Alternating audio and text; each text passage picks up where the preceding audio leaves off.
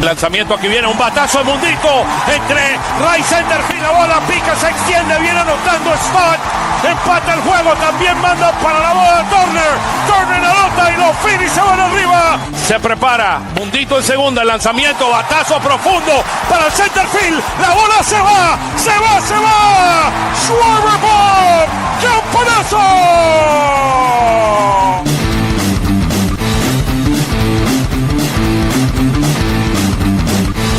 Aquí viene el lanzamiento, swing y lo ponchó.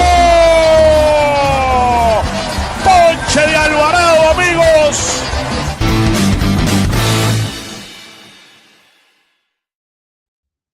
Hello everyone, and welcome to Phillies Weekly. It's a pleasure to be here with all of you. Look, I have some fantastic guests today. The dream team is here. Anthony SanFilippo is in the house. Anthony, how you doing, man? From Pattison, how you doing, brother?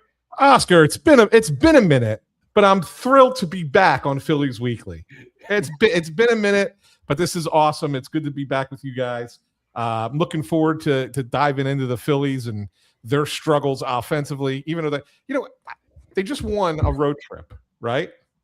Just won a road trip. 4-2. I mean, it's amazing. We're 22-10 with Mattingly and all the above. Everything would be rosy, right? Yeah, and yet I feel like there's more negative to talk about than there is positive. It's crazy.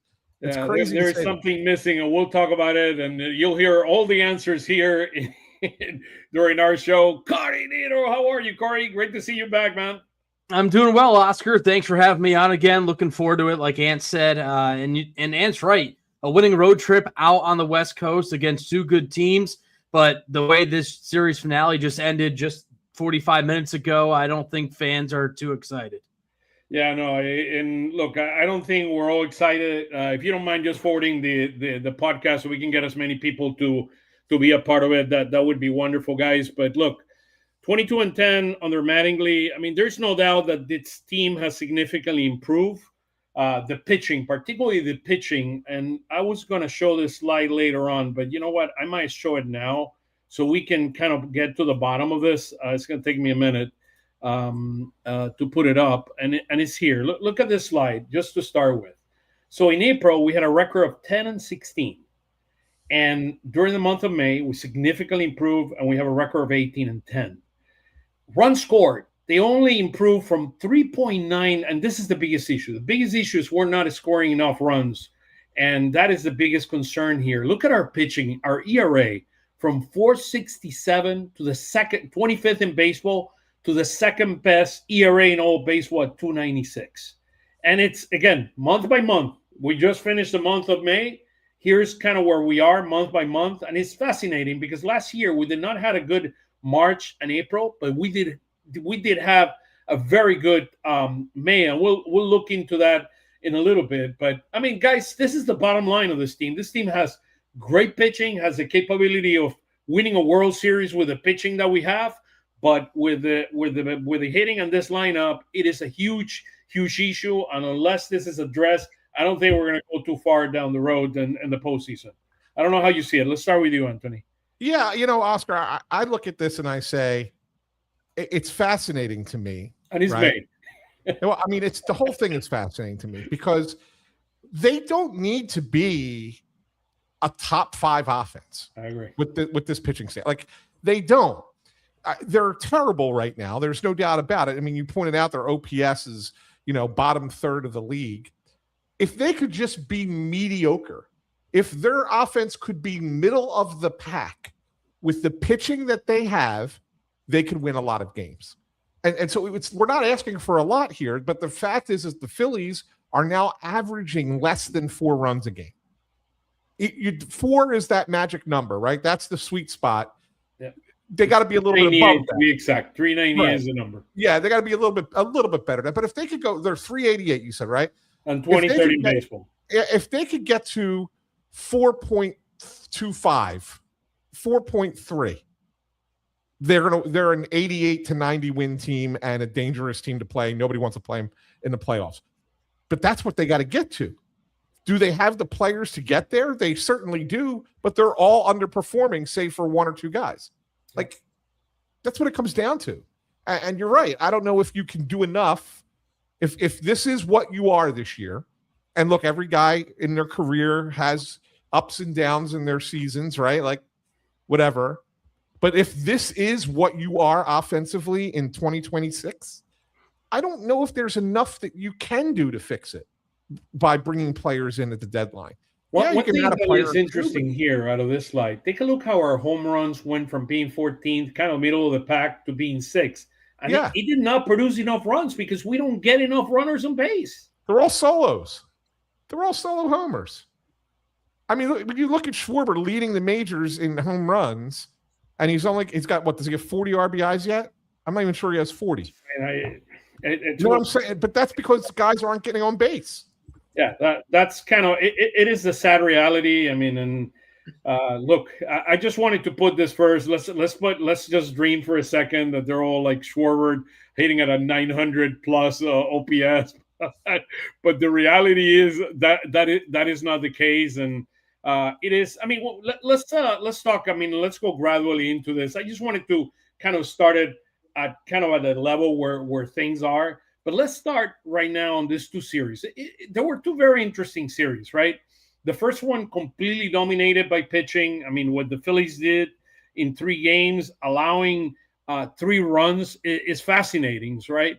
I mean, when you start looking at our pitching, I mean, it was just, I mean, when you look at it, I mean, in one, you got Luzardo having a great game, then Nola, the second game, and then the last game with Sanchez. I mean, getting a historical number there. I mean, pitching is the name of the game. If we can get Nola to pitch like this every time, allowing 2 runs in 6 innings, we're going to win a lot of games this year. And the same thing with Luzardo, that did his part even yesterday. And then Cristopher Sánchez, which has been an amazing, together with Wheeler. Wheeler got, I mean, he allowed 4 home runs on Friday, and he happens to the best of the pitchers. By the way, his numbers have never been very good against the Dodgers. So just FYI as a historical reference. And then we go to the Dodgers series, and then, look, the first 2 games, we keep the game there, but we cannot hit enough. I mean, so in the first series, we got, average of 3.3 runs per game. And then the first 2 games, we get 2 runs in the first game, 4 games. And look, you're not going to beat the Dodgers. Take a look over the right where the Dodgers are in terms of hitting. They're the second best team in baseball producing runs. And you hold them to what? That's 16 runs in 3 games. I mean, it's to their average, right? They got their average, like 6+ runs per game. But you needed to hit and you couldn't hit. Yeah, it's pretty remarkable what the Dodgers are doing, too, despite all the guys they have on the IL. I mean, they've got 15, 16 guys and some key contributors. They didn't have Teoscar Hernandez. They didn't have Kike Hernandez in this series. And the Phillies, they had that remarkable comeback in the middle game. Game 1, they tried to show some fight late. Couldn't really get anything going. But the numbers that stood out to me in this Dodgers series is they had 11, 12, and 11 strikeouts in the 3 games. And that goes to show how good this Dodgers pitching staff is. And they struggled with runners in scoring position. They had 34 strikeouts total, 2 for 13 with runners in scoring position against the Dodgers. Against LA, you are going to need to find a way to capitalize on hits with runners in scoring position, and they just were unable to do so. Today's game was just kind of a laugher. Unfortunately, Andrew Painter, who was throwing the ball pretty well over the last couple of starts, better than he had previously, just really couldn't find his groove today. And as Ant mentioned, the 4 runs, that's the magic number. They only hit it once in this series, and it only resulted in 1 win. And you look over the last couple of weeks, they have been struggling, and Ant mentioned it, to score 4 runs. They've only scored 4 in the game twice over the last 9 games, and they haven't scored more than 4 since May 18th in that Red Series. So that is just a really tough formula to win baseball games at a consistent level. Yeah, and not only that, Oscar, they can't hit fastballs. Like that, I don't understand. The at-bats are so inconsistent. I don't get it. I don't get how you have a 250 batting average against fastballs. I didn't know exactly that number, but that's remarkable. It's something like that. I think that was what it was going into today, so it might even be a little bit lower than that. But it's incredible to me that you're that bad. Like that's what the worst teams in baseball do against fastballs. And you know yet what? This It's team's a game and a half out of a playoff spot. It's frustrating. When you're watching a game, it's frustrating. I mean, look, it is a miracle. I find it was a miracle that we won the game yesterday. That Mundito strikes out with the bases loaded and 1 out. I mean, he made the change. Incredible. I mean, would I have made the same change? Probably. I mean, but Brandon March has been hot, and his numbers, and I'll show him here, his numbers, they've been from a couple of days off, but his numbers have improved against left-handed pitchers. So he's at the 730 mark around there against left-handed pitching. But look, I got to give it to Mattingly. I mean, he had the guts to make the change, and he made the change, and Mundito struck out. But then he paid off, and that's Mundito, right? He brings the magic once in a while, and the magic is good. And he hit that 2-run homer that gave us a victory. So, look, it's frustrating. That's probably the word that I'll use. But here is where this team is right now as of a couple of days ago. Runs per game, 398. I think it's 389 right now after this series or after the game today. 23rd, 24th in baseball. Strikeouts were 16. So you would say, well, they're strikeout too much. They're striking out in the middle of the pack. But take a look at the base on balls. And I did an analysis looking at three teams that are fascinating. There are three teams that are in first place. The Cleveland Guardians, the Tampa Bay Rays, and the other team is what was the other team? The Milwaukee Brewers. Those three teams. There's one common theme among all of them. They're top 5 in base on balls percentage. This is a team that get base on balls and they make contact, and that's how they score runs and how they have great pitching, and then they make contact. And as you're saying, Anthony, if this team could at least get on base and make contacts with the home runs they're hitting, they would be a lot more productive, and we would be at least in the middle of the pack. But we cannot get on base, and we're 26 in baseball in base on ball, and percentage of base on balls is 7.9%. Yeah, they're chasing way too much, Oscar. I mean, that's another thing for me. Like, they're just out of the zone. Like, I don't. They're a lot more undisciplined than they used to be. You know, I'm looking at their chase percentage. It is 33%. Their chase percentage. It's the 4th worst in baseball. Now, to be fair, the Atlanta Braves are a little bit higher at 33.8. But the other two teams are the Blue Jays, who are having a bad year, and the Rockies, who might be the worst team in the sport.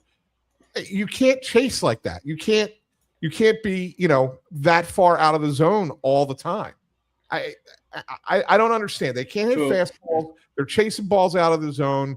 They lack discipline. And, Don Mattingly will tell you that, they're trying to get out of it all at once, right? They're all trying to do, it's the old Rob Thompson line. They're all trying to do too much. I don't understand how you can't just sit there and pull it back and say, you know what, this hasn't worked for 2 months. Why don't we try something else?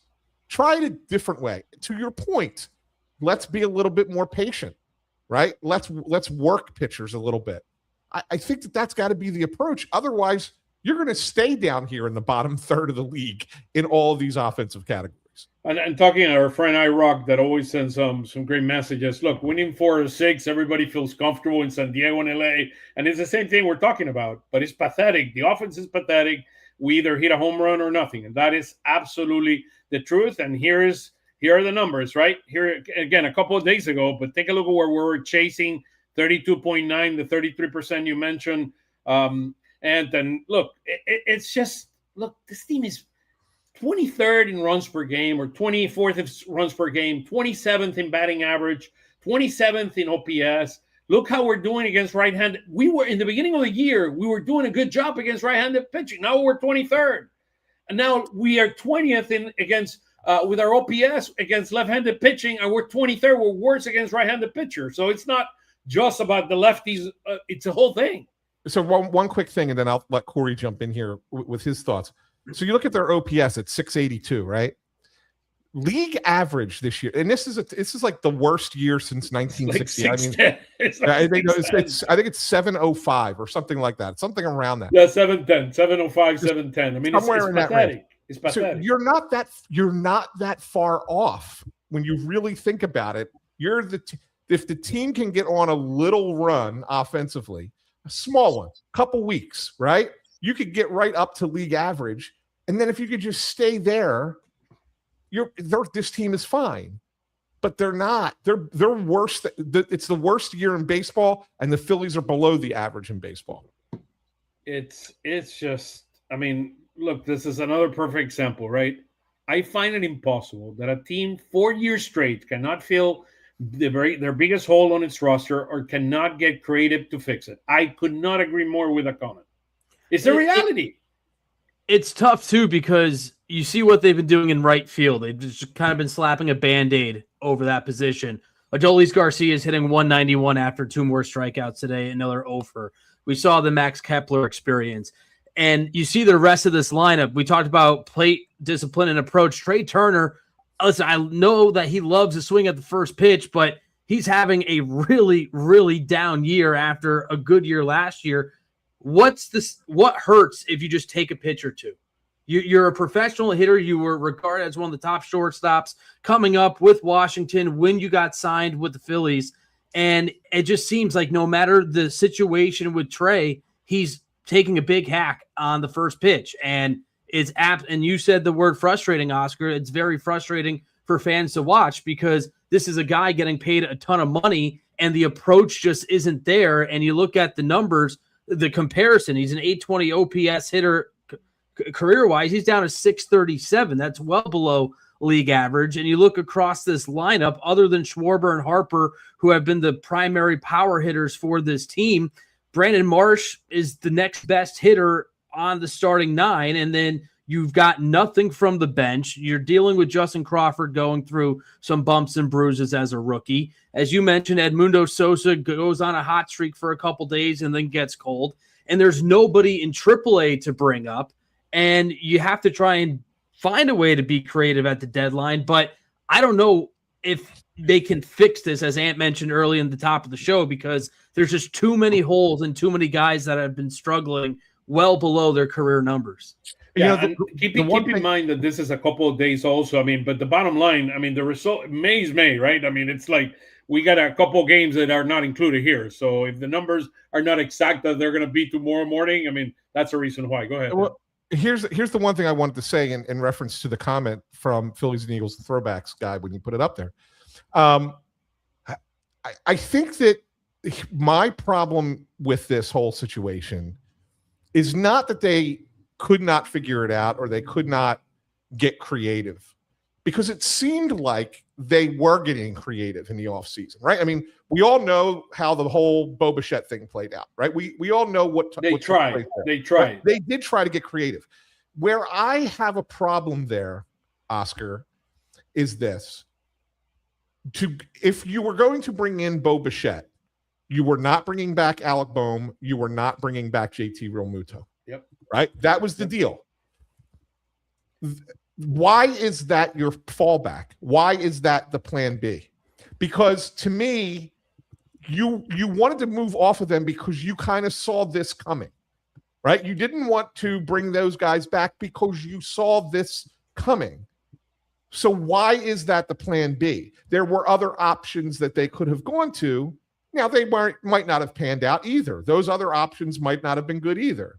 But the reality is that if you identified that was a problem, that those two spots were not what you wanted to do, why did you then settle for that even after the Bichette thing falls through? That's where I have a problem with it. I go deeper, right? I go deeper. And I love the fact that question was brought up because it's a 4-year question. It's not just a 1-year question, but I go deeper into the creation of this lineup. When you look at this lineup, we know what we have at the top, right? We know we have Turner, we know we have Schwarber, and we know we have Harper, period. Those guys are given. Those guys are set. You don't need to do anything about it. And you know that you have Boehm, March, and Stott on and Crawford is kind of a rookie, but you know you have Boehm, March, and Stott on arbitration kind of years and all of that. But you have a bench where you have Mundito, you have Marchand, you have a couple of additional spots, and you needed to get creative. If your lineup is full, it's full because this lineup has been full for 4 years. Okay, let's be clear. This lineup is all or nothing. They don't get on base. They have an issue getting on base in terms of base percentage. You need to create the remaining guys in the lineup need to find a way, and you needed to bring a couple more bats into this. If you were not going to get Bichette, you needed to get creative in free agency or via trade, getting a few guys that could hit and that could at least make contact. And that's what I'm not seeing out of this team. I mean, we don't have enough guys that make contact here. It's all or nothing. We know Baum has been absolutely terrible this year. He's going to end up with a nice March, but look at the last week of he was 18 for 3 starting the series. I don't remember he got too many hits. I mean, I think he got a double or something yesterday, but he has not hit well at all this entire year. I mean, look at Stott. Stott is in my opinion, and I know he hit a home run today. Stott is in a career year, because to me, Mundito is going to go out next year and he might become the utility guy on this team. It's a possibility, and I love how he plays second base, but he cannot find a way to. He's trying to overhit. The other thing, guys, that I want to bring to you regarding hitting is, I know Kevin Long is loved by many guys here. Should we bring another? I know teams have co-hitting coaches. Should we bring? And I know it sounds like in Stoutland in the Eagles, where they got rid of the offensive line coach. Should they bring either below him or beside him another credible hitting coach that can focus more on contact than beginning to overhit? And then maybe the Schwarbers and some other guys, but you can put Turner, Baum, Stott with the other guy to focus more in terms of making more contact. This team needs to make more contact and needs to get on base. If you make contact, you have a better chance than the amount of time that we're striking out and that we cannot hit. We cannot hit with the type of solvency that we need to be able to win games. I don't put as much stock into coaching as some other people do. I look at players, right? And more so than I look at the coaches. I know for a fact that Kevin Long was coveted by, I think it was 9 teams, I want to say, in this offseason. And the Phillies re-signed him for a 3-year deal this past offseason. Mm-hmm. So I think that's, you made that commitment. You got to kind of ride with that, right? That's what you decided to do. The question that I ask is, you mentioned you know what you're going to get out of Turner. Well, you think you do. Yeah. You're not getting it. Right? But like, if you had the opportunity, I'm going to ask both you guys this. Let's put yourself in Dave Dombrowski's shoes right now, and say someone says to you, you can get back into go Back to the Future. You can get into the DeLorean and you can go back a few years. Would you undo that contract? Would you 100%. Would you bring someone else in here instead? 100%. Right. So to me, that's where this all went awry. You agree with that, Corey? Yeah, I do. I'm trying to remember the other shortstops in that free agency class. I do think Swanson was another guy. They weren't. I mean, Carlos Turner Correa was another guy. Turner was the guy, but I think the contract from the start was pretty large and a little out there, in my opinion. Yeah, I mean, so here's the thing. And I'll be I was with the Phillies back then. It was what I mean by that is I was on board. I was on board with the Phillies at that time. That I don't think that there was anybody who looked at that signing and said, "Oh, this isn't the right move." We looked at that signing and thought, "Here, we're getting a guy who could be an MVP candidate, who's going to come in and play a position that has been a weakness for us, and we're going to go out there and we just come off the World Series appearance. This is the guy that's going to make the difference." And he hasn't. He just hasn't made the difference. Yeah, he had a really good year last year, right? I give him a lot of credit for last year. Winning a batting title, yeah, it's a low batting average for a batting title, but he won the batting title. And his defense was really good last year. Trey Turner was a very important player for the Phillies last year. But that's it. 24, he was injured a little bit. He was okay season. 23, disappointment. 26, disappointment. And you still got, 7 more years of this to go, right? It is a complex look. I do believe when I agree to or say this makes all the sense in the world. I mean, Turner was one of the best players in all of baseball. He was a guy but when he came here and I saw what we got in terms of all that chasing, all those huge swings. I mean, and that's what I'm telling you. Here's the challenge. The challenge with the Phillies is that the Phillies are a veteran team. When you look at the Cleveland Guardians, they're not a veteran team. They have a lot of youngsters in there. Coaching plays a much more important role in those teams than you do here because these guys are already set. They're Major League Baseball. I mean, you look at Turner. Well, after 6 seasons, I have an 80-20 OPS. I know what I'm doing. But if Kevin Long is not effective at getting Turner to where Turner needs to be, and I know he coached him last year, he needs to hear a different voice. And I'm not saying get rid of in any way or form. I'm saying getting rid of him. I'm talking about maybe finding somebody that could complement what he's doing to address some of the challenges we have in terms of making contact with some of the hitters that need to make contact, because we know Schwarber and we know what Harper are. Okay, they're going to do their thing. The other guys, Turner, Bohm, Stott, you look at Crawford. Those are guys that need to make contact. They need to get on base for this team to be able to win more games and score more runs, which is the biggest issue we have right now. And right now we have a team that is the two performing guys, and you could include March in that list, are Schwarber and Harper plus March. And look, here are some of the numbers. Like, I mean, we go back. Let's go back to here for a second. I mean, March, look, it is Schwarber at 957. Again, this is a couple of days old. Harper at 884 and March at 883. The rest of the team is significantly below the OPS in Major League Baseball. Significantly. I mean, Garcia is a disaster right now.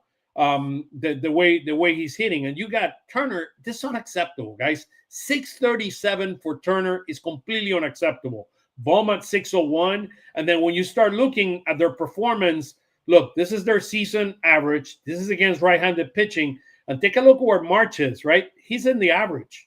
Right there, March against left-handed pitching at 711. That's why it surprised me that he made the move. Look where Sosa was starting this series against left-handed pitching. 642. Vesia was pitching at the time, and March was at 711. So I was surprised that he actually made the change. But look, it worked. I mean, the bottom line. And the other thing that you'll find very interesting here is look at the amount. We have 5 guys. Look how much they're hitting with runners in scoring position. This might have been also one of the reasons he brought Sosa in. But look at March with runners in scoring position. And look where Stott is. Stott is really good. There's only one minor problem. The Phillies are the 30th team in baseball putting runners runners on base and runners in the scoring position. The 30th team in baseball. The worst in all of baseball. So something has to change. And I feel like it's kind of an epidemic across the sport, right? Over the last few years where teams are foregoing bat to ball skills. They just want the home run or bust. And it's catching up to a lot of teams. And I think it's clear that it has caught up to the Philadelphia Phillies because, as we mentioned, they're homering at a good clip. But when you don't have anybody on base, a solo home run is a solo home run. It doesn't do you any good if you're down by 3, down by 2. Yeah, it gets you a little bit closer. But I mean, this is an offense that just needs to find a way to put the ball in play more. I mean, you got all the numbers to back it up here. Going back with Ant, I'm kind of in the same boat with Ant about the coach versus player. I think it's still on the player to carry a better approach at the plate and try and find a way to just not press. I know it's easier said than done, and Don Mattingly has said it. Rob Thompson has said it. You know, they're busting their butts off. They're all trying to break out of it as quick as they can.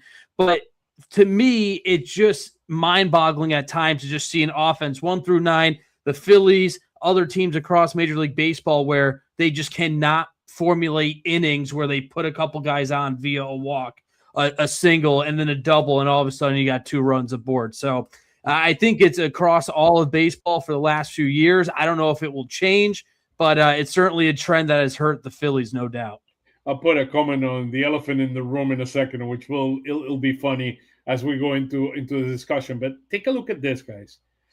Red is 20 and above.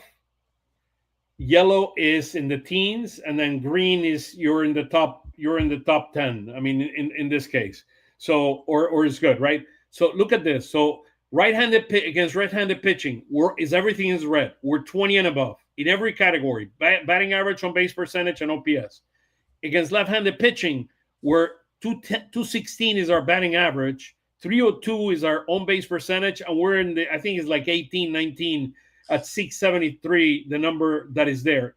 And then we're 21.7% strikeout. But take a look at by batting order. Take a look at what we are. There's only two guys in the entire lineup, the second and the third hitter, which are Schwarber and Harper, or in this case, I mean, they moved Schwarber this week to the leadoff, which is an interesting thing. Did in your opinion, did that change anything? Moving Schwarber to the leadoff? No. Now, I've said it on your show before that the guy who should be hitting leadoff is a guy who doesn't want to hit leadoff, and so therefore he doesn't hit leadoff, and that's Bryce Harper. They'll never put him there because he hates it. He doesn't want to do it. And he has a 400 on base percentage. I mean, which is the beauty of it. I mean, him and Schwarber. He is the right mix of what you want out of a leadoff hitter. He gets on base and he can produce. But the challenge with that, Ant, is that if the entire lineup, and again, it's a catch-22 here, guys. There's no way around it. When you look at all the OPSs by batting order, okay, if you put Harper lead off and then you hit Schwarber third, I mean, it's kind of you're going one or the other, right? One or the other, and he doesn't like it. But then 4th to 9th or 4th to 1st, you cannot hit. I mean, it's a two-team lineup. I mean, it's pitiful. It's pitiful. No, it is. It really is. I mean, I think Brandon Marsh. Yeah, he's doing good. He's been fine. Look, like there's a conversation to be had, because of what he's done this year. Is he? I mean, he might not get it, but is Brandon Marsh an all-star reserve this year? It's a possibility. I mean, it's not out of the question. I mean, it's not out of the question. So I include him with those two guys. And he's picked it up from last year, too. I mean, remember the woeful start to the season, went down to AAA for kind of a reset, and then he was a 300 hitter the rest of the way. I mean, this maybe isn't as big of a fluke as some have thought when he did what he did last year. And, and you mentioned the numbers against lefties. They're not eye-popping, but they're certainly getting better. And I was a little surprised with the move that Mattingly made because, in my opinion, if Brandon Marsh is a guy in this lineup and you're playing him against both righties and lefties, why aren't you relying on Brandon Marsh in that spot in the 6th inning? Now, Sosa ended up coming up in the clutch later in that game, but if Sosa doesn't hit that home run, it's Mattingly getting a little bit more heat to his feet, if you will, based on that move because of how early it was. And here is the elephant in the room. I have a very clear answer on this, but would love your thoughts, Cory, and then Anthony, which is, would we take a trade for Mike Trout? I am over the Mike Trout to the Philadelphia Phillies. I am over it. He could have gone here. He could have come here a few years ago when he had a chance. I think people forget he has a no trade clause, so he has to approve the trade to said team. And it just seems like he's happy out there. He wants to be loyal to the team that drafted him, that paid him all the money that he's made. I don't know. He's 34 years old. He's having an okay year. You look at his last few seasons, outside of being injured, he isn't the Mike Trout of old. I don't know. Maybe I'm wrong. I just don't see how much of a benefit or a positive he would be coming over to Philly at this point. If we were playing fantasy baseball, I'd do it in a heartbeat. Right. Seriously, I would. I mean, it would help the team. But in the world of reality, he's not coming here. It's not. He's not coming here. And the other thing you need to understand: the only way this guy would come here, if it's the Angels take, I mean, basically 90% of the salary or 80% of the salary. I mean, that's a reality, and it'll be hard from a fantasy standpoint because the other thing is the same thing with Skubal that came in today. I mean, I would love to have a Skubal. What is it going to cost you? Painter, Gay Woods, and a couple more prospects? I mean, are you willing to give that up? I'm not. And they don't even, I mean, listen, saying you don't need Skubal would be ridiculous. Every team would love to have him, but that's not the weakness of this Phillies team right now. It's the offense. They need to find a way to get a bat or two that can be productive. Okay, let's keep things perspective. This is where kind of I wanted to start here. Here's kind of where the team is. So here is kind of a picture of where the team is. It's 30-29, so an average team right now. We're a game and a half out of the wild card, and we'll look at that in a second. But we're 14-6 at home, 16-13 on the road. Look at the number on the right. So we started 2-3. Last year in April, we were 14-12. So we were like a 500 team last year. We ended up at 10-16 in the month of April. But take a look how similar May was, right? Last year, we were 19-9, and this year we're 18-10. So I find that interesting that there is consistency. And then after that, we basically play 500 ball in June and July. And then in August and September is when we turn it on 18-11 and 17-8. So again, we're not too far away to where this team was last year. I mean, playing around 500 ball and having a great May. It'll be interesting in June. I do believe that Schwarber is going to get hot in June, and we're going to see a lot of magic coming out of him, and hopefully some of the other bats can get hot, and we can see a little bit more production from the offense. But we're 6-7 against National League teams. We're 14-20 against teams 500 and above. And we saw the issue today. I mean, or this weekend, we cannot hit against good pitching. I mean, that's the bottom line. The guy that pitched on the first day, I forgot, Wielicki. He pitched really, really well. We had a tough time against lefties. I think we've lost the last 3 games against lefties that we had to face. And then we lost against Yamamoto today. I think there were 20 whiffs from the batting order. 20. That is an immense number, guys. And he only threw 5 2/3 innings. Yeah. And 10 against the fastball. So it's 20 is a lot if you throw 7 or 8 innings. Yeah. He threw 5 whiffs. 2/3. I mean, it's like, that's what I'm saying. Something has to, just like you got rid of Topper, right? You got rid of Topper, right? That's a decision you need to make. You need to do something with this lineup. You cannot continue. Maybe you can keep it like that in the month of June, but starting in July, you need to reinvent the thing some way, somehow. I don't know, through platoons. I mean, I would have brought Andujar here. He ended up with a $4 million contract to the San Diego Padres. He can hit left-handed pitching big time. And what I said before, with Sosa, you have 5 infielders that you could rotate, right? I mean, you got Harper. I mean, you're not hardly going to rotate the infield, but Sosa gives you that flexibility.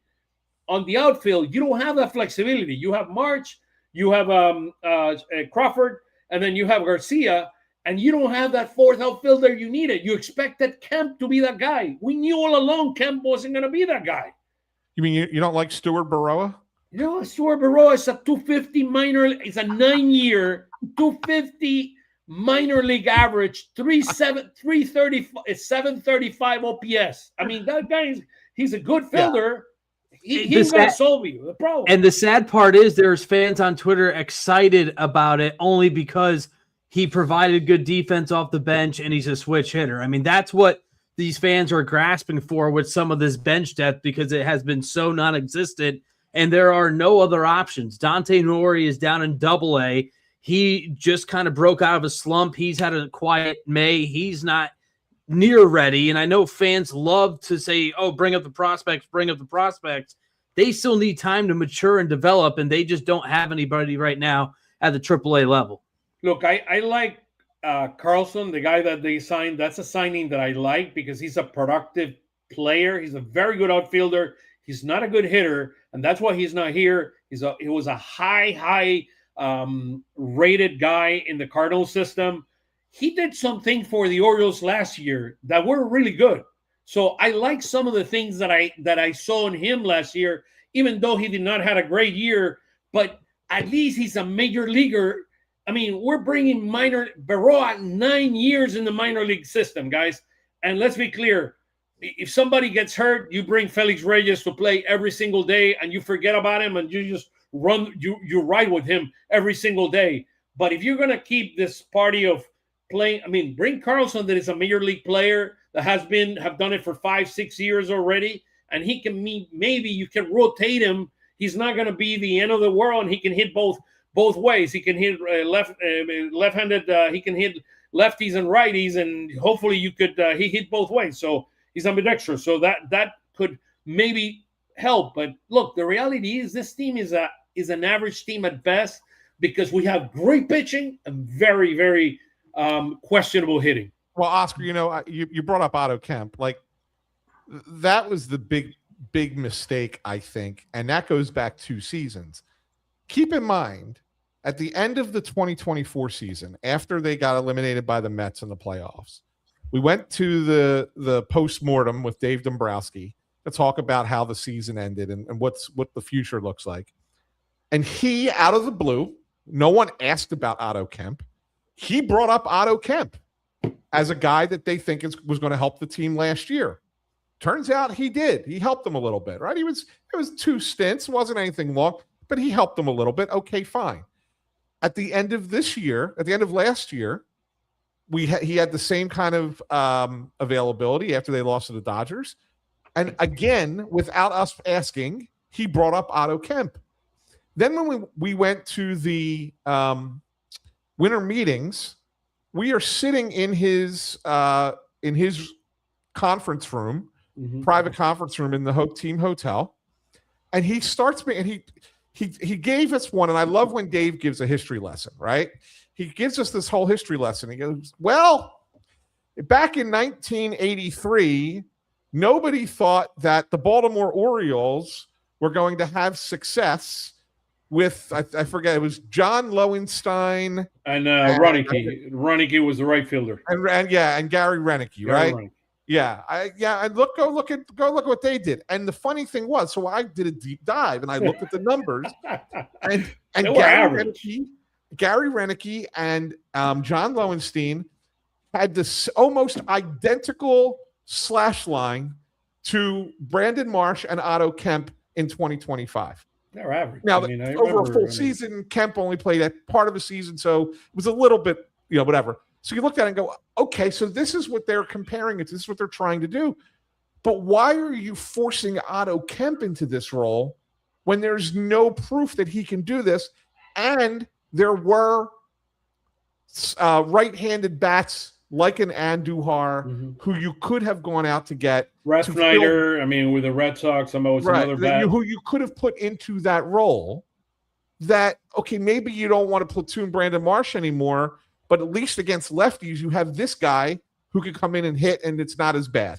And if Garcia is too bad, that's what I'm saying. You need 4 outfielders that you could rotate. And if Garcia is hitting that bad, he's going to slump. He needs to sit a couple of games. He's in a massive slump. He needs to sit a couple of games. I was surprised that they did not put Barreau after the hit that he got the other day on Friday. I thought he was going to start the next day. That was a big hit. Sit down Garcia for a game and put Barreau, and hopefully the rookie can ride it, just like Felix Reyes hit that first home run. Hopefully you can do it. But you need a jolt. You need a jolt. And again, listen, I don't know if Stuart Barreau is going to be that guy, but I was happy to see that they put him in the lineup as soon as they brought him up. I thought for sure we wouldn't see him for quite some time. And that's the problem with what they're trying to do with this outfield platoon. They did it with Otto twice. They've done it now with Felix Reyes. They're not getting enough time. So now you're banking on these guys to just deliver with limited action. And that's really hard to do, especially for a guy like Otto Kemp, who, yes, it was a great story last year. He gets called up, out of a Division II school in California, wasn't highly sought after. Felix Reyes barely played 2 weeks in AAA, hits the home run off Chris Sale at CBP, and then obviously falls flat because he doesn't have that experience. So it's just a really hard thing to try and generate production from guys that just simply have not done it. And as Ant mentioned, get a guy like a Miguel Andujar who can mash against certain pitchers. Get a guy that has that special ability. And then ideally you get these guys like Kemp and Felix Reyes more seasoning in AAA, and then maybe next year, the year after, they can start to fill the shoes and fill out the bench. Look, I like the swing of Felix Reyes. I do believe he has potential. Here's the challenge, both with Felix Reyes and Otto Kemp. they could be potentially have the potential to be major league hitters, but they're not major league fielders. They're out of position, and you don't have a DH. I mean, you cannot put Schwarber in left field every day, and that's a problem. That creates a massive problem, because what happened when you have Otto Kemp and you move Brandon March to center field, that's a weak outfield.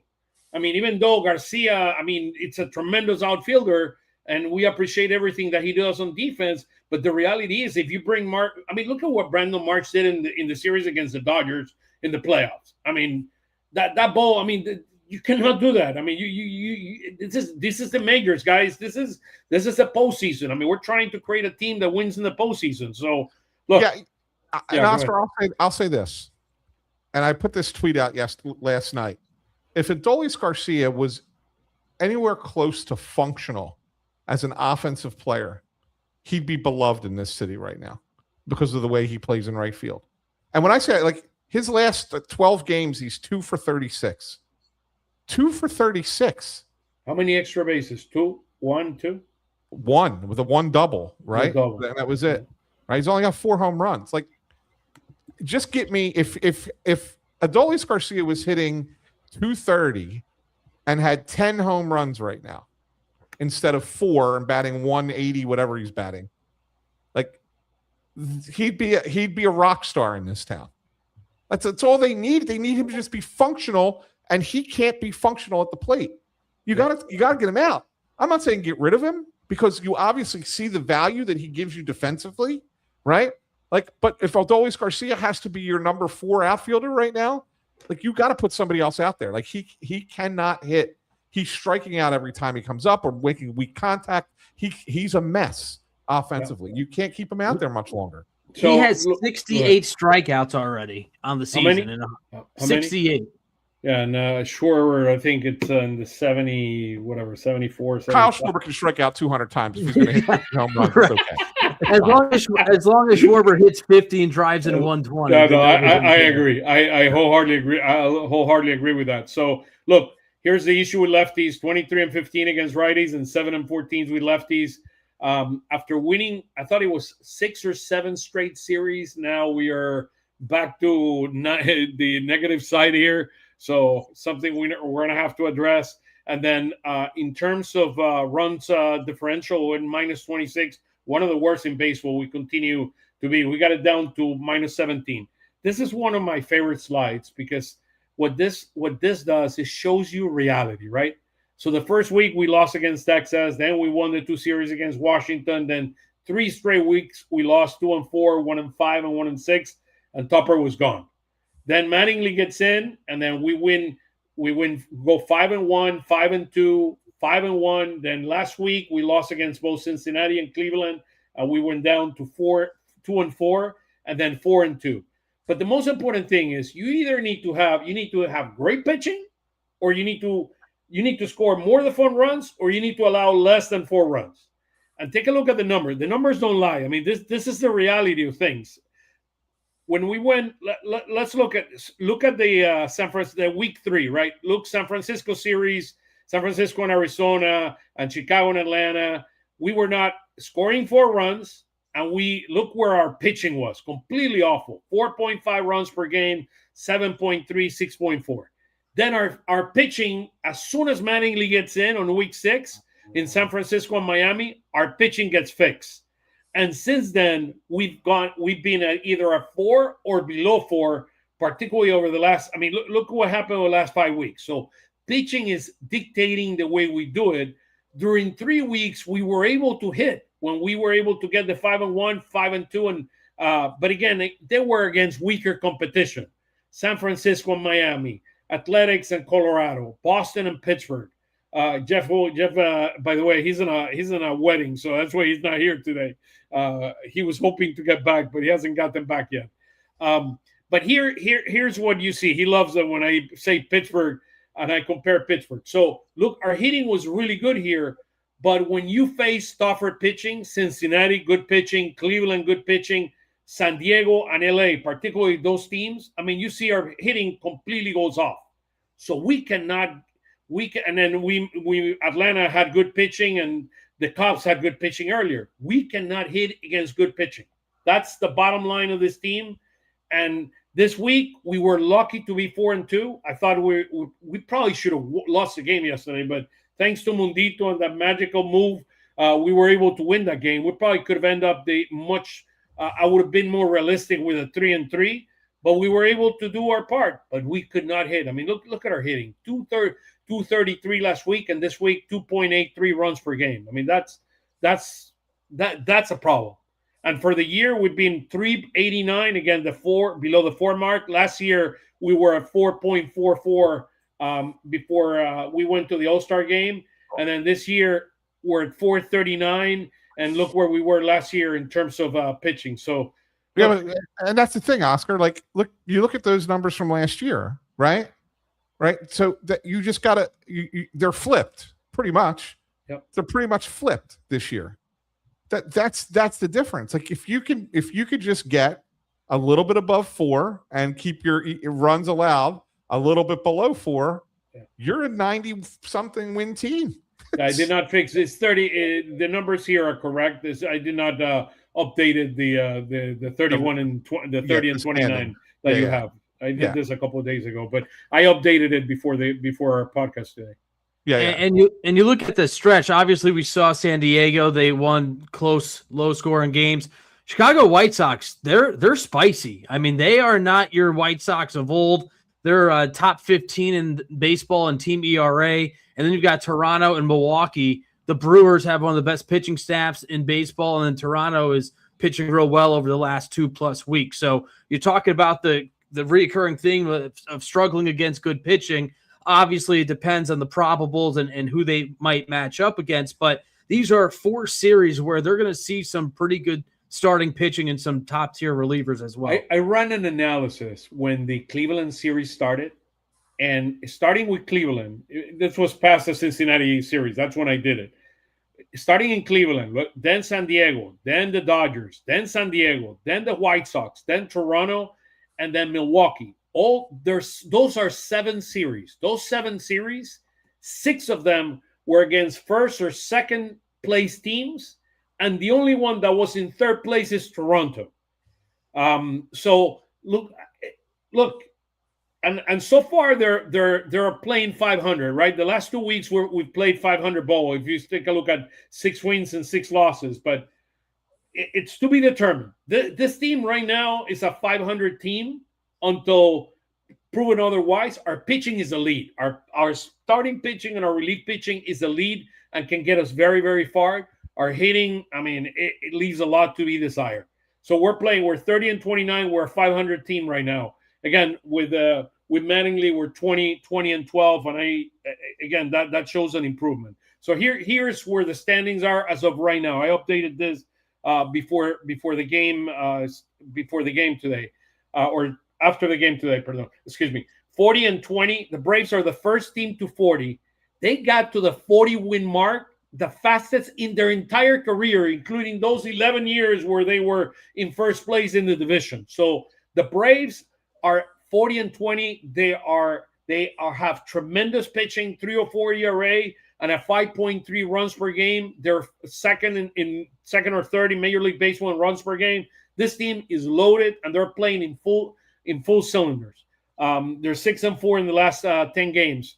The same thing with the Nationals. The Nationals, I am amazed at the National being the top hitting baseball team in all baseball at 5.4 runs per game. I am like, what in the world is going on here?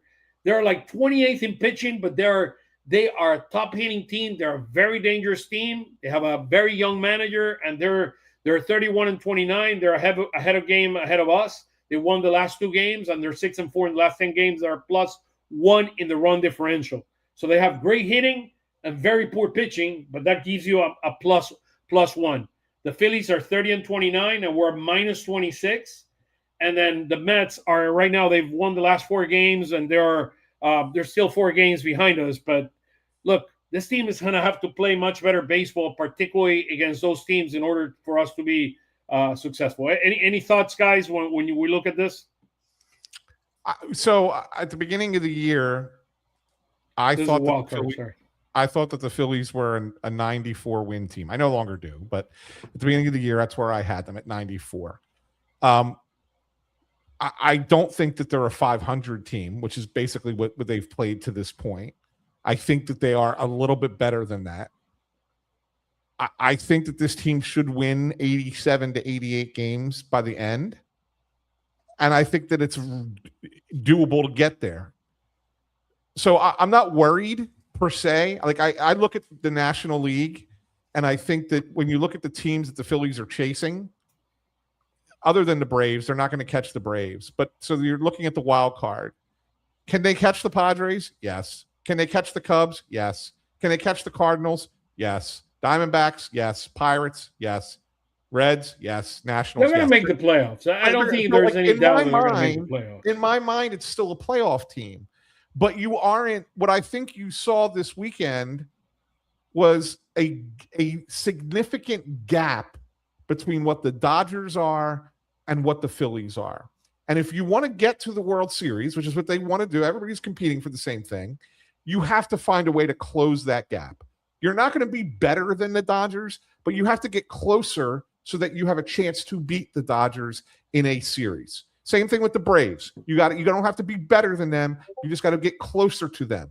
Mm-hmm. And right now the Phillies are not close enough to those two teams. And until they are probably a one and done in the playoffs, or if you win the wild card, probably get bounced in the division series. That's the pitching is there. The hitting needs to be.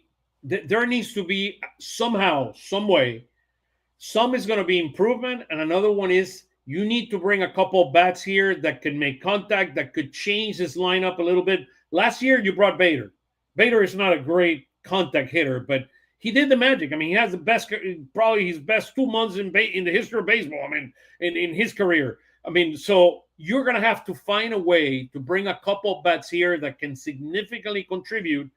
And a decision that is, I mean, hopefully Realmuto, I know he got hurt in the wrist. A decision you're going to have to make at some point is going to be the Marchand Stabby situation. And we don't have any depth in the minors in terms of catching. And that is a problem because you made the decision to bring Stabby. Stabby's a tremendous guy. We love him.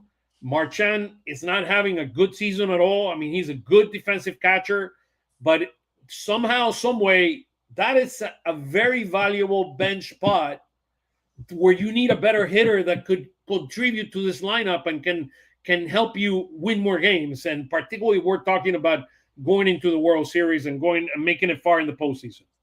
Yeah, the Phillies are 8-17 against teams holding playoff spots this year, and their next 12 are against postseason teams if the season were to end today. So as we mentioned, and Ant said about the series against the Dodgers and what it proved to us is the gap between Los Angeles and Philadelphia, these next 12 games are going to show the difference of the gap they might have between the Padres, who are sitting in the wild card spot, and obviously the Brewers, who are in contention for the NL Central, but a team that they could possibly play if they get out of the wild card round, depending on how the season shakes out. So, I mean, this is another stretch here where they need to figure out what they're made of, what kind of team they are. I agree with Ant. I don't think they're a 500 team. I had them winning around 92 games at the start of the season. I think he's spot on with the numbers there. I think 88 wins, 89 maybe, still gets them into this NL wild card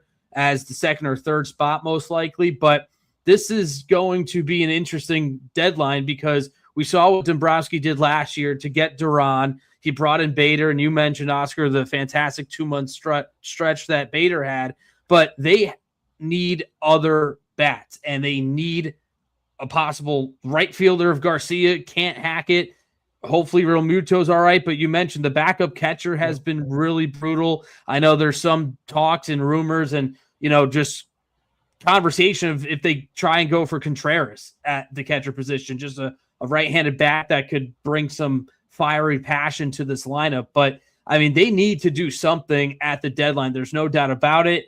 And I think a lot of fans forget this team very well could not be the team that we're looking at going into the playoffs. They will most likely make some changes. How big of the changes, though, that's the biggest question. Yeah, I don't think there are going to be massive changes because you cannot afford it. I mean, that's the part of the dynamics with the current, and particularly with kind of the CBA coming up next year and getting those proposals this week. that's going to impact to a certain extent where they're going to be able, a lot of teams are going to be able to do. But I do believe it's just, you need 2 or 3 pieces that could maybe adjust and support this lineup. I mean, you have the bases there. It's just more a matter of some of the components that the Turners of this world get going, and that you somehow, either through platooning or finding ways to be able to address a couple of spots on that bench that could maybe take this to another level. So I just want to do just a quick recap right quick with a couple more slides, and then we're done. Here's kind of the interesting thing here. 11 teams in the National League are above 500, and then only 5 teams in the American League are above 500. So look, the parity, the dynamics are going to be very, very interesting. You got the Mariners that are hot right now. They won, I think, last 5 or 6 games. I mean, they're playing very good baseball, and they're going to win that division. The Guardians somehow, some way. Look at this. The Rays and the Guardians. The Yankees are spending so much money. The Blue Jays are spending so much money, and they're nowhere to be found. Even the Orioles are spending too much money. I mean, and then you got the Rays, the Guardians, and the White Sox. I mean, in the top 6 teams in the American League. Baseball is a very, very weird thing and very, very interesting. Talking about the CBA and parity, and they wanted to have a cap or no cap. By the way, that is a very interesting thing that I found, or that we found when the MLB submitted the proposal, putting caps on top. If they put a cap on top on the bottom, that means they all agreed to have the big markets agree with the medium and smaller markets to share the revenue of all of television, including the regional television, which I find fascinating. I mean, that is a situation that is very, very interesting. Just a few more things. I mean, we shouldn't leave today, and then we'll go to what's happening next. We should not leave today without talking about what this guy have done, breaking a 150-year-old record.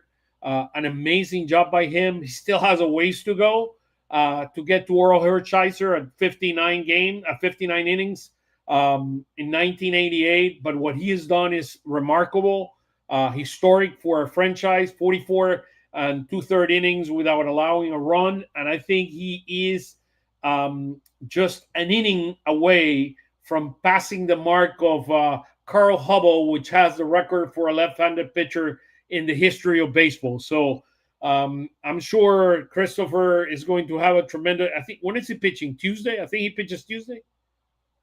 You're on mute, Anthony. Is it Wednesday? Yeah, he's going to pitch Wednesday. Okay, Wednesday. Yeah, he's going to pitch Wednesday, which I was a little bit disappointed by that. I'll be honest with you. So he's getting an extra day because of the 2 off days, right? Mm-hmm. Which is fine. But my thought, just out of a desire to potentially be there when history could be made, if he had pitched Tuesday, his follow-up start would be Sunday against the White Sox at Citizens Bank Park. Now, instead, if he's to set the record, let's say he does have do it another, on the road. Wow. It'll be in Toronto instead.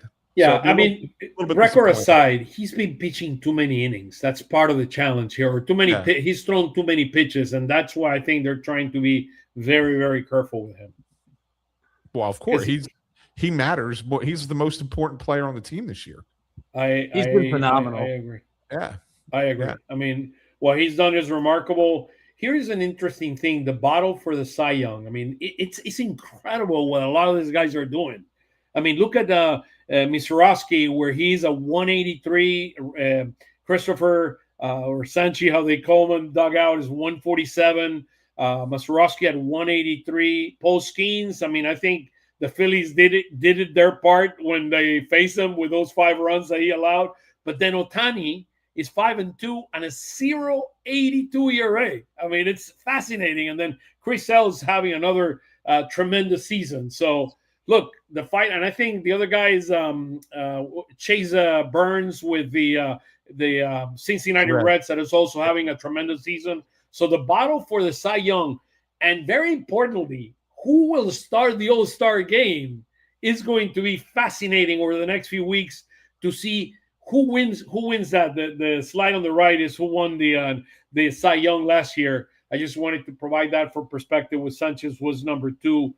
behind the unanimous 30 points that Skeen got to be the Cy Young. So it's going to be fascinating, guys. To me, Roberts is going to be the manager from the Dodgers, and I'm sure he's trying to push for Ohtani because Ohtani's trying to win the Cy Young this year. That is his main objective, not so much to win the MVP. He wants to win the MVP, but in addition to that, he wants to be the Cy Young. But I just find this fascinating, guys.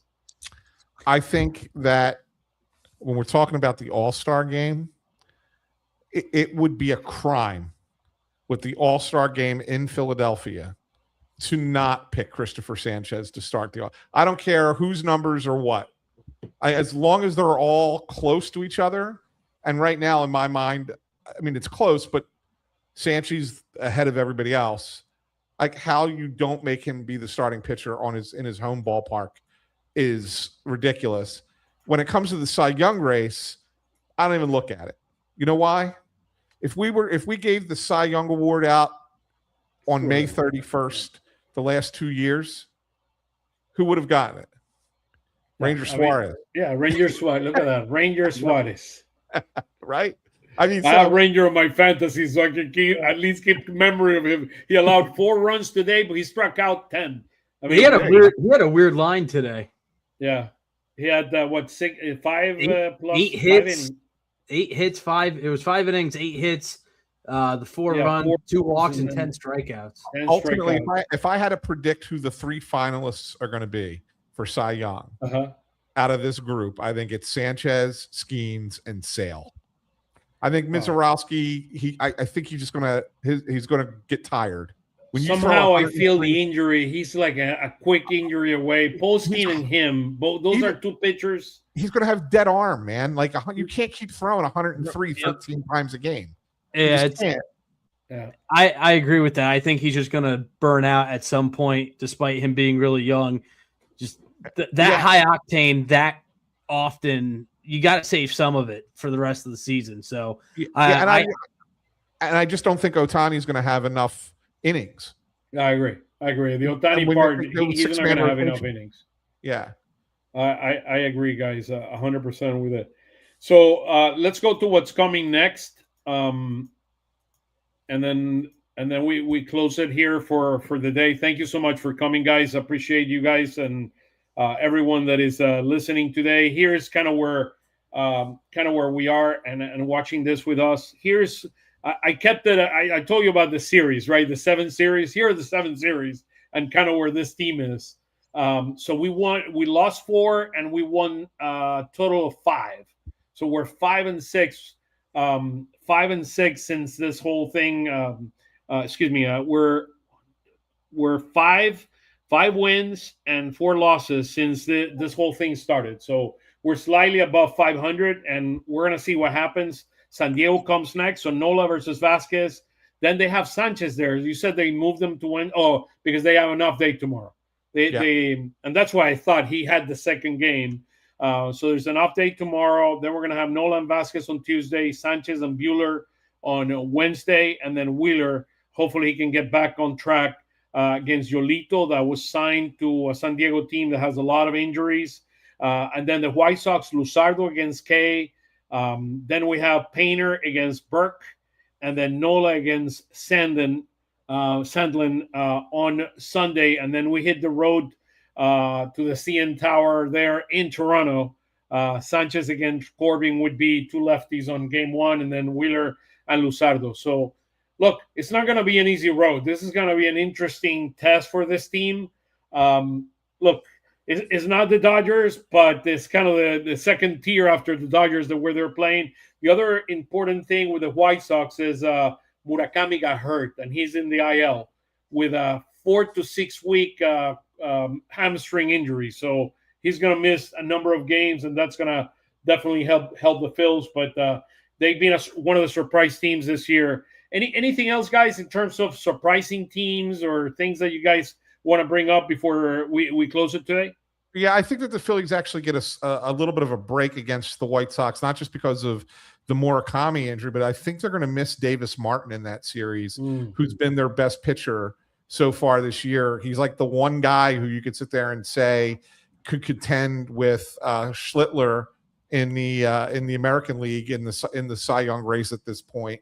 So I think that's the one guy that they're gonna miss, who's been phenomenal for them. The rest of their rotation is not that great. Not that the Phillies are hitting, but I think that if you're looking at a series where you're going to get some matchups that potentially could favor you a little bit. I know Anthony Kay's a lefty, but he's not great. Like maybe that's the series where you go, okay, we can kind of start to get out of this now, the beginning of June, against some pitchers that aren't the best, even though the White Sox are a scrappy team. They don't have a great rotation. Yeah, they don't. Expect some lefties. And I was looking at the Milwaukee Brewers. Expect some lefty starters there, and then for an inning or two, and then they take them out. Go ahead. Sorry, Gordon. No, you're good. Yeah, and to piggyback off Ant's point, Sandlin's a rookie who'd be making his second start, I believe, after having a decent start against Minnesota. So, as you mentioned, I mean, those aren't the guys for Chicago, but the Murakami injury definitely lightens that lineup a bit too. So you're hoping Painter can bounce back. Nola, you're hoping that he can build off of what he just did recently, and they can start stacking some wins. I was just double checking. They're 2 games below 500 at CBP this season. So, something to kind of just keep an eye out for. It seems like they've really had good home field advantage throughout these years, but for some reason right now, with the way it's been crumbling, so to speak, the home field advantage in the regular season at least hasn't been so friendly at times. And a couple welcome backs this week. Go ahead, Oscar, real quick. You got Nick Castellanos back in Philly for the first time, and I believe is it Sir Anthony's first time back in Philly? Did he come with Toronto, or we went to Toronto last time? I think you know what, last year. Yeah, he was with Toronto last year. He was with Baltimore and then Toronto. Yeah, but I don't think Baltimore didn't play here when he was with them. I think. Yeah. Right? I think it might be the first time he comes back. I mean, that's a great point, Anthony. Thank you for bringing it up. Look, Sir Anthony is one of the nicest guys that I've met in baseball, in all baseball. I mean, I've done this for many, many, many years. I've met many, many, many players. Sir Anthony he's one of the nicest guys you will ever meet. Sir Anthony would come out. You know how you normally need to ask players to come out and for interviews and all that. He would go down and sit next to me for maybe 40 minutes before a game just to chat family, friends, how you doing? How are things? How is life? I mean, there's very, very few players that I absolutely keep very close. I mean, friendship with, and Sir Anthony is one of them. I'm very, very appreciative of him and his family. He's a wonderful, wonderful guy. So I'm glad he's coming. I could not say the same thing about Nick Castellanos. How loud do you think the boos will be? What was that? I think they're going to cheer him. Oh, I think he's beloved by the fans. What, Nick Castellanos, you mean? Or? Yeah, I think the fans love him. Well, I think he'll get an applause. Yeah, I mean, I don't look. He was just a guy living in his own world. I mean, that's it. He lives in his own world with his own dynamic. He's not a bad guy or anything like that. But in terms of being kind of a friendly guy that would sit next to me, no way. I mean, you would need to go ask him, hey, I have a question and all that. Look, his history here was interesting. Definitely his capabilities as a player declined, and that significantly impacted his performance on the field. He's as streaky as they come to this world. I was expecting the same thing from our friend Adolis Garcia, and hopefully he can turn it around in the second half of the year. He's a big-time power hitter. He has not shown it here so far for us, so hopefully we do it. Anthony, I know you got so many great things going on with Pattison and your own podcast. Just brief us in terms of everything that you're doing so everybody can follow you. I don't have enough time to tell you everything I'm doing. I just don't have enough time. By the way, we didn't talk about hockey. Who's going to win? Who's going to win the Stanley Cup? Carolina Hurricanes are going to win the Stanley Cup. He said that in the Flyers series. I still remember that. Yeah, Carolina Hurricanes in 6 games. So you can find all of our stuff over me and Tim Kelly covering the Phils over at On Pattison. We've got a bunch of Phillies podcasts over there. I'm on Fighting Words with Bob Wankel. I do the Phillies Stoplight here and there with Tim. But we got a lot of Phillies coverage over at On Pattison. Fighting Words is tomorrow, right? Is it tomorrow? Is it in the Fighting morning? Words we will do tomorrow. Yeah, we do it Mondays and Fridays. And then Phillies Stoplight, Tim does after every series, the end of every series. Anthony, you do a tremendous job, and thank you for being here with us. And I'll say something before we close. We close the show today. Cory, anything? Where can we follow all your great work, brother? Yeah, I'm pretty active on X, Twitter at Cory_Nidoh for Metro Philly Sports Network. I'll be back at the yard over the weekend for that Chicago White Sox series. And yeah, we're just chugging along as well, trying to put out, content for the fans to read and take in. So check us out over there. And I'll put it next time that we're here. I did not put it here. Anthony SanFilippo is the only guy that have made me do a play-by-play of a goal in hockey. Look, you're talking a guy that comes from South America that have lived all his life in a beach and that have never hit I've never hit 50-degree weather. I mean, so until I came to Philly, Anthony got me there, and we'll put it next time, Anthony. Thank you so much, guys. Anthony, Cory, you guys are the best. Thank you so much, and I look forward to see you over the coming weeks, guys. Have a beautiful week. Love coming on. God bless everybody. Thank you, guys.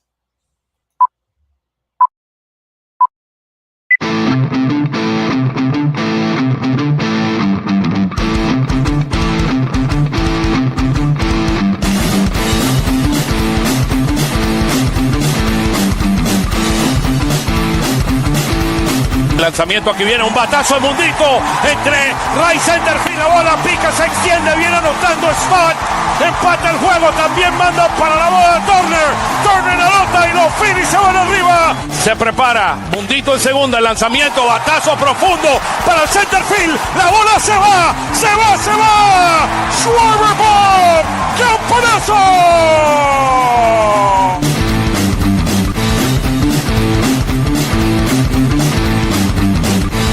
Aquí viene el lanzamiento. ¡Swing!